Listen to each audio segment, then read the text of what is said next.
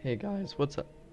Josh HD here, and today I'm going to be playing some Escape from Tarkov, and more specifically showing you my preferred loot run on customs that I run whenever I'm hatchet looting, or running as a PMC who is full kitted.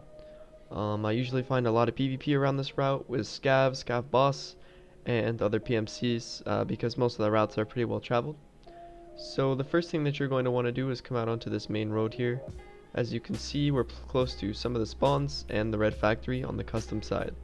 Now you're going to want to keep running down the road here to get to the first loot spot, which is going to be in one of these little sheds up past the trains. So you're going to want to run past the first shed here on the right, up and over the train tracks, drop down on the other side, and you're going to want to run into this hut. Now this hut contains a little square box container which can spawn the M4 and the M1A. So I recommend checking this every time you spawn on the custom side, as it's a pretty much guaranteed good loot, although this time I didn't get any.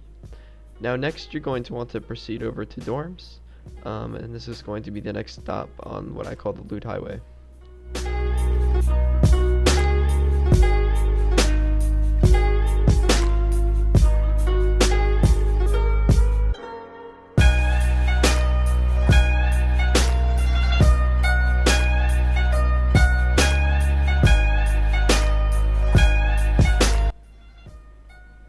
Now that you've actually made it over to dorms, you can proceed over to the dormitories themselves. I would want to be careful over here because this is where lots of scavs like to spawn, and if the scav boss is here, that can also be a problem. Now, here's the 3-story dorms and the 2-story dorms. You want to choose which one you want to go into first. I generally prefer to go into the 3-story dorms first, as it has more loot and contains the marked key room. Now, I recommend coming in the front door here and checking the desk for the factory key, which will spawn right next to the TV there. Now running up the stairs, I check the second floor and come into this room right here, 204, as it has a good spawn for money and weapons. Here we can see. Now the top chest contains money, and you can average around 5 or 6k rubles from here, and dollars and euros as well. This is one of my preferred rooms to loot first, because if you're hatchet looting, you can come in and probably get a gun out of the bottom segment here. As you can see, I didn't get one this time, but you can more than probably find one. Next, I proceed up the stairs towards the marked room. Generally, if you're coming from a part of the map that is not spawned for customs or a close spawn to customs, you're going to want to come out onto the roof first and loot this crate. This is a military crate, like a weapon crate, and it spawns weapons that can have full capacity ammunition inside of them, as well as attachments, as you'll see I'll get here. Now if you're hatchet looting, you'll want to make sure that you spare your space and only take the items that you need. As you can see, I decided to take the 2 attachments instead of the magazine, as they price for more when you're trading with traders. Next, I'm going to run back, but I want to check outside first to see the marked room, see if it's opened. You can see inside, see if there's any loot, but even if it is opened, my rule is I always double check, because people generally leave stuff in there. Either they can't carry it, or they don't know that there's an actual spawn in that corner. I found a couple AK-105s and some docs cases in there before, actually, because of that. Next, after this, I like to run over to the 2-story dorms. I'm in an offline raid, so I'm just kind of going through carelessly, but in a real raid you want to be careful of scavs and PMCs around this area. Now once I get into the 2-story dorms, I only usually loot one room. This is the room down the hall to the left, and it's right past the little common area. In here there is a large safe, a medical box, and a computer for you to loot. This is really good if you're farming the Salua quest, or you need blood sets to sell to Therapist. The safe you can farm Bitcoin from, Bitcoin and more money. This is a very money intensive run in terms of you're going to make a lot of cash, raw cash, if you're doing this run constantly. Next, you're going to want to check the computer, look for random computer parts that you can trade or sell to other rep traders. Now after this, you're going to want to run over to the gas station located over by the in between here and the military checkpoint, and that's where you'll be looting the next room on the next stop on the loot highway.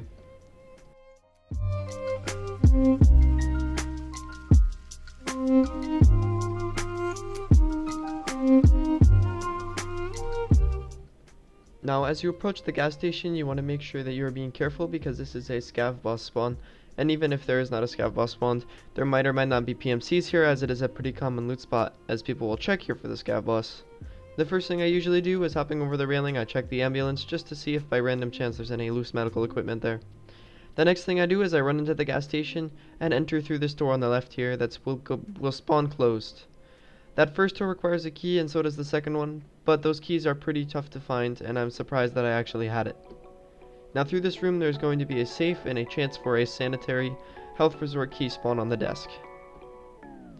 Now walking through, you want to make sure that you keep listening for scavs and players around, and keep checking for loose loot as this is where most of the good stuff spawns here.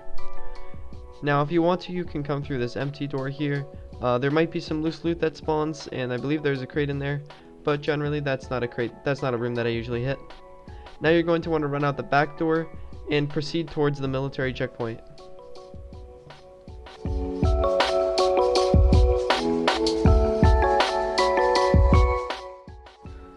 Now as you approach the gas station, you want to be extra careful because there is a scav sniper that spawns on the roof of the house that we're going to go into.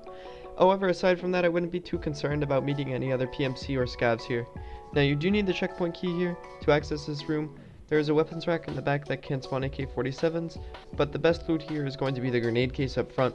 Here you can get the smoke grenades and the Zarya's flash grenades that just came in the new 9.0 update, as well as the F1 and the RGDs that were featured in previous updates.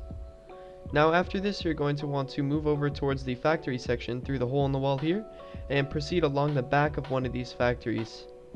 Now here, as you're coming close to sort of the end of the loot run, you want to be sure that you come into here.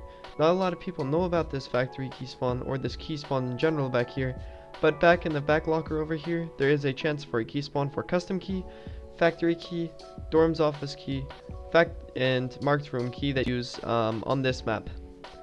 Now you're going to want to proceed back out the door that you came through. Keep in mind that the yellow one right there is locked, and proceed around the back of the factory towards the exit. Now in this area, if you're coming here late game or you're running this route in reverse in early game, I would be especially careful as people will be spawning over here towards admin gate and back spawn, and people will be coming over here to do their extraction. So especially because this loot location over here is very popular, be careful. Now you're going to want to come in and the first thing that you'll see is the dead scav and the toolbox. I recommend looting those or skipping them if you have limited amount of space. Now you're going to want up this first boiler here, and at the top there's going to be a big green, what I call a snow cone crate. Now inside it's going to spawn loot. This is one of the better spawn crates for weapons and high tier attachments and magazines. Now you're going to want to come down off the first boiler and move on to the second one. Be sure you get rubles, loose attachments, and keys. Now as you move on into the next boiler, you want to go to the top, as there is a chance to spawn an M4 up there. Now you're going to want to drop down and be careful so you don't get stuck as I did. You might have to jump out if you do get stuck. But aside from that, you're going to want to run up and loot the other snow cone crate over here.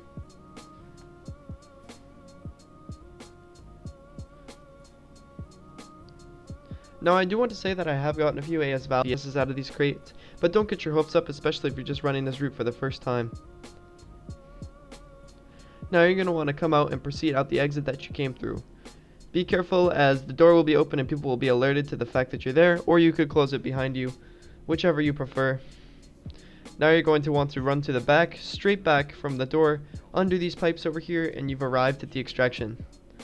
Now when you're coming into this extraction, you want to make sure that when you open this gate, you want to close it behind you, and when you run down, you want to be very cautious as people will camp this exit. And congratulations, you just completed the loot run. This loot run takes around 10 minutes if you do it well, and you can actually get some really good loot from this if you get lucky. So I hope you guys all enjoyed, and I'll see you all in the next one.